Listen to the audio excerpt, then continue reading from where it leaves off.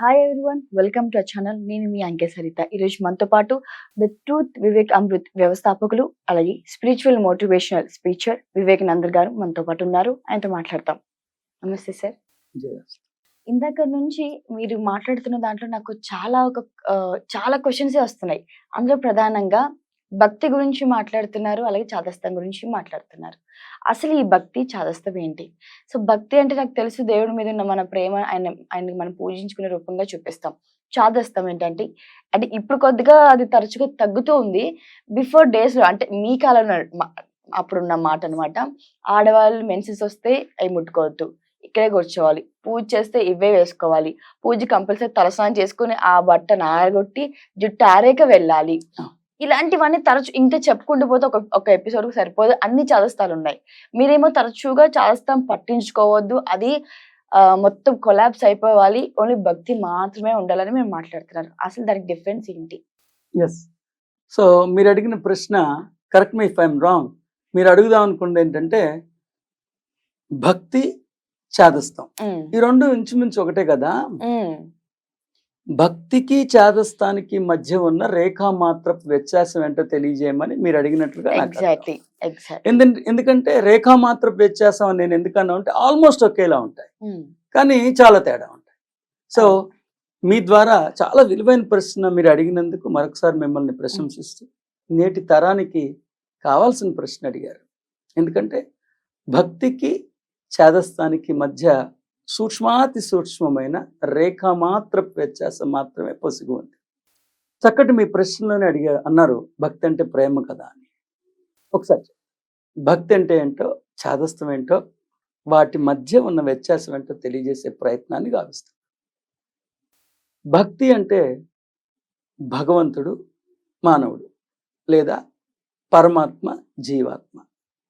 భక్తి అన్న అంశం గురించి సవివరంగా తెలియజేసే ప్రయత్నంలో పరమాత్మ జీవాత్మ లేదా దేవుడు మానవుడు, అతి సాధారణమైన భాషలో చెప్పడానికి, సులభతరంగా చెప్పడానికి ప్రయత్నిస్తున్నా. మానవుడు దైవం.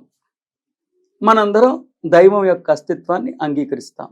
దైవం ఉన్నారని, దైవం అనునిత్యం మన మీద అవ్యాజ్యమైన ప్రేమని కురిపిస్తూ ఉంటారని, దైవానికి అనంతమైన శక్తియుక్తులు, అపారమైన సామర్థ్యం కలిగి ఉన్నారని మనందరం విశ్వసిస్తుంటాం.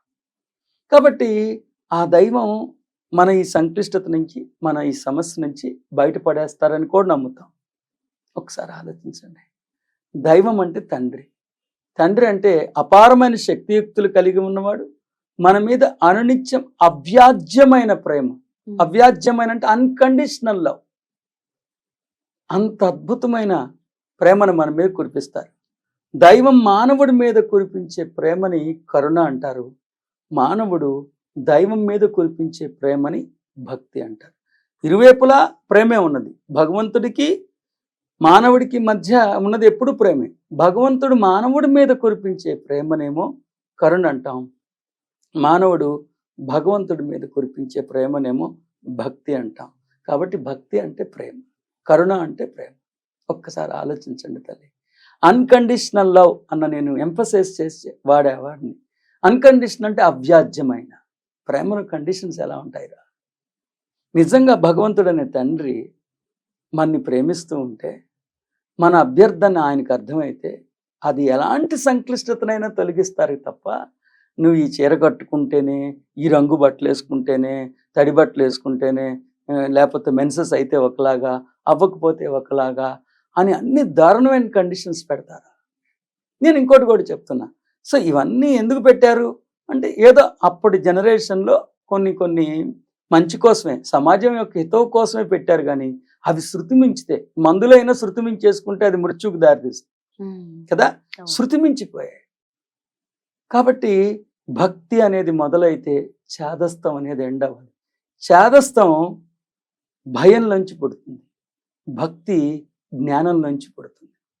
భగవంతుడు ఉన్నాడని, అతడు నాకన్నా శక్తివంతమైన వాడని, అనునిత్యం నాకు అందుబాటులోనే ఉన్నాడని, నా మీద అవ్యాజ్యమైన ప్రేమని కురిపిస్తున్నాడని, నా ఈ సంక్లిష్టతని, సంక్షోభాన్ని తొలగించగలిగే సామర్థ్యం భగవంతుడికి వర్తిస్తుందని హృదయంగా శిరస్సు వంచి ఆ భగవంతుడికి, ఆ భగవత్ తత్వానికి నా నిజతత్వానికి హృదయాంతరంగంలో కొలువయున్న పరమాత్మనికి మనం నమస్కరించుకుని ఒక్కసారి హృదయంగా వేడుకుంటే, మన మొరని హృదయంగా తెలియజెప్పుకుంటే ఖచ్చితంగా భగవంతుడు, ఆ పరమాత్మ, భగవతత్వం, మన నిజతత్వం, మన సహజత్వం ఖచ్చితంగా మన రెస్క్యూకి వస్తుంది.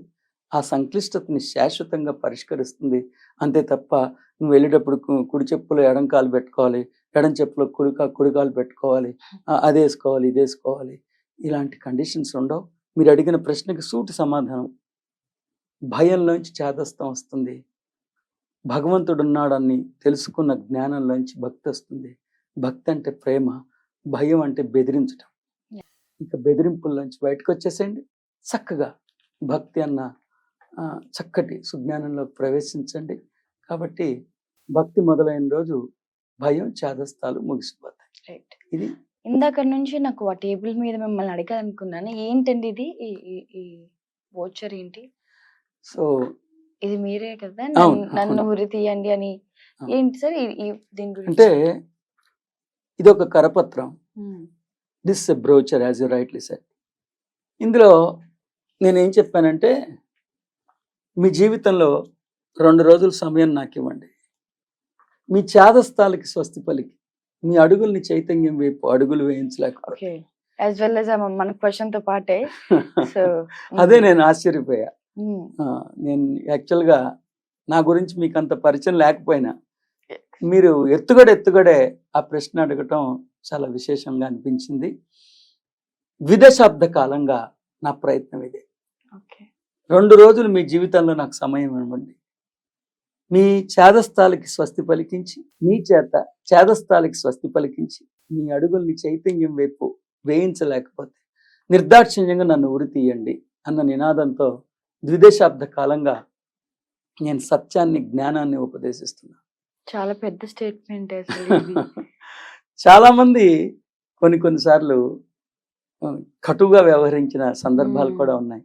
కాకపోతే నేను వెనకాడలేదు. ఎందుకంటే మనం ఉపదేశిస్తున్నది సత్యమైనప్పుడు ఆ సత్య సౌరభాలను ఆఘ్రాణిస్తే ప్రతి మానవుడు తన యొక్క సార్వభౌమత్వాన్ని నేను నమ్ముతున్నా. కాబట్టి నేను యథార్థంగా చెప్పాలంటే నా ప్రయత్నంలో కాస్తంత కృతకృత్యుణ్ణి అయ్యానని అనుకుంటున్నా. కొన్ని వందల మందిలో, ఇంచుమించు కొన్ని వేల మందిలో చేదస్తాలు, భయాలు పోగొట్టి నిక్కమైన సత్యాన్ని, నిక్కమైన జ్ఞానాన్ని ఉపదేశిస్తూ వాళ్ళల్లో ఆ పరిమళాలని, వాళ్ళలో ఆ సంస్కరణ చేయటంలో నేను కృతకృత్యుణ్ణి. ఇది నా ప్రయత్నం. Thank you. జయ శుభం.